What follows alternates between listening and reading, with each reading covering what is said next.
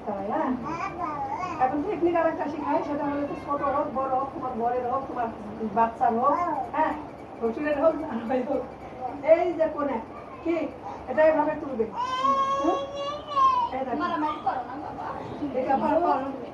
কি হচ্ছে আব্বু আছে না কি হচ্ছে, এইভাবে তুলবে, তুলে এইখান থেকে ধরবে কি ভাইয়া ভাইয়া হাঁটু পর্যন্ত যা হবে সেটা আমার কি লম্বা ঝুল, হাঁটুর থেকে উপর পর্যন্ত, খালি একটা ইয়ে কিন্তু হাঁটুর পর্যন্ত হয় না। তাহলে লম্বা আমরা পেয়ে গেলাম, লম্বা কত 21, লম্বা 11, লম্বা কত 11। এখানে বাচ্চাটা নিচ্ছি না, ওখানে যা লিখছেন তাই 11 জনের টিকে 11 জনের টিকে, এই বাচ্চার এখানে কিন্তু 11 আসবে না না। তাহলে কি হলো লম্বা কত পেলাম আমরা 11। লম্বা যদি 11 হয় সেখানে সেলাই মেশিন ধরতে হবে, সেটা পরে ধরবো। হ্যাঁ, তাহলে লম্বাটা ধরলাম, লম্বা কি 11, এই দেখো এই দেখাচ্ছি সেখানে লম্বা 11 গেল। এখন হিপ লাইন, অনেকে কালকে তোমরা আমার কাছে আসছিলা যে ম্যাডাম হিপ লাইন মানে কি জানতে। এখন দেখো হিপ লাইন মানে হলো যে আসার লাইন, এই যে বাংলা ভাষা আমাদের পিছনে যে স্থূলতা, পিছনে যে মাংসপিণ্ড আছে, আমরা মনে হয় যুব উন্নয়নের ক্লাস করার সময় এটা শিখছিলাম উপজেলায়, যে আমি ক্লাস করাইছিলাম যুব উন্নয়নের প্রজেক্টর হিসেবে। হ্যাঁ, যুব উন্নয়নের প্রজেক্টর হিসেবে ক্লাস করাইছি, তুমি পাইছিলা? ওই দিকে অনুসারে নিয়ে গেলাম আমাদের সবাইকে। তুমি বলছো? আচ্ছা ধন্যবাদ। দেখো তাহলে কি হলো, আমাদের এটা শুনতে খারাপ লাগে, বাংলাটা একটু, আমাদের বাংলা ভাষা সুন্দর মধুর, কিন্তু কিছু ভাষা সব জায়গায় সব জিনিস তার আঞ্চলিক ভাষা আছে। এটা হলো পাসা। হিপ লাইন মানে পাসার লাইন, কি লাইন? এই যে কোনটা হিপ লাইন, যে উঁচা জায়গাটা, এই যে উঁচা থেকে আমরা এভাবে নিব, আর এটা কিন্তু কমর, কমর কই? হ্যাঁ, আর হিপ লাইন কিন্তু এটা, এই যে। হ্যাঁ, তাহলে কি হিপ কত পাওয়া গেল আমাদের 21। এখন হিপ 21 হয়েছে, এখানে এখানে কি দিচ্ছে? মোহরি দিচ্ছে, হাই কিন্তু দেয়নি। কি দেয়নি? হাই দেয়নি। হাই কেন দেয়নি?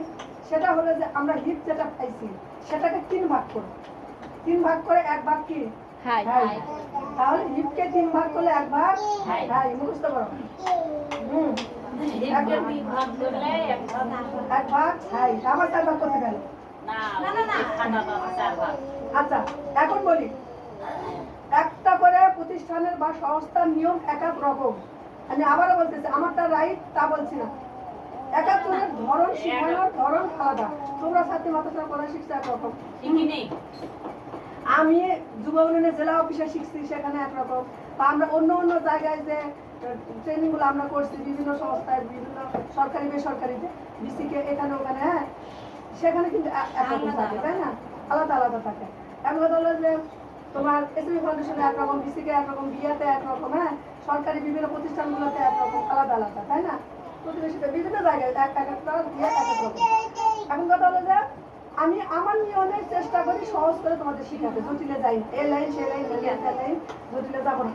এখন তাহলে কি হলো, আমরা হিপটাকে এই পাশার লাইনটাকে যে গোল করে নিলাম, এই যে গোল করে নিলাম, এই গোল অংশ ছেড়ে দিই, ছেড়ে দিলে এটাকে 3 দিয়ে ভাগ করব।